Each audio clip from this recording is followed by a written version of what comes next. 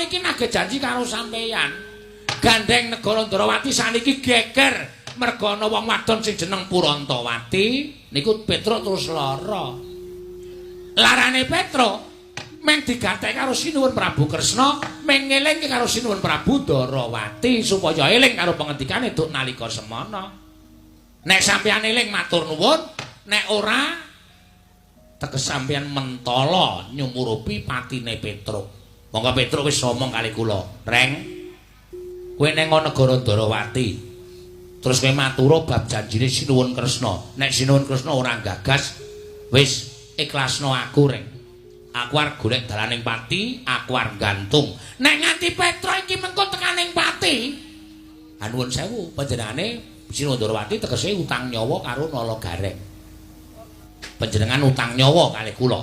Nek nganti sampeyan ora netepati janji sing pun nate pangendikake terus dadi jalaran Petruk tekaning pati, ateges Sinuwun Ndrawati utang nyawa karo Nalagareng.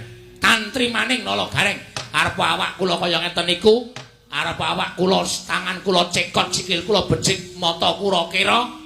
Ning nek kula bumi angus negara Ndrawati ora nganti telung kedheping netra, mesti kula sing kobong. Piye to reng le sumbar iki ora? Bumi angus negara Ndrawati kok mesti kula sing kobong. Kene iki ngrungokke tenanan le omong mencla-mencle. Mboten nganti sak siling bawang, sak umuring jagung, sak uruping damar. Negari Ndrawati mesti badhe kula osak asik. Kula damel base bosa. Bosa base. Pun cekap semanten atur kula. Kemareng kula anengga dhateng Sabdatama Paduka Gusti kula ingkang Sinuwun Nalagareng wonten dawuh. Satemene aku kepengin netepi marang janji ingkang wis ndak aturake marang Petruk duk nalika semana. Lah niku tegese netepi dhateng kalangganipun Paduka Gusti kula ingkang Sinuwun Ndrawati. Ning ana bab ingkang dadi pepalang. Napa Sinuwun? Bapa Penemban Durna rawuh mrene iki uga bakal kepengin mboyong lawan anakku Purantawati. Lho.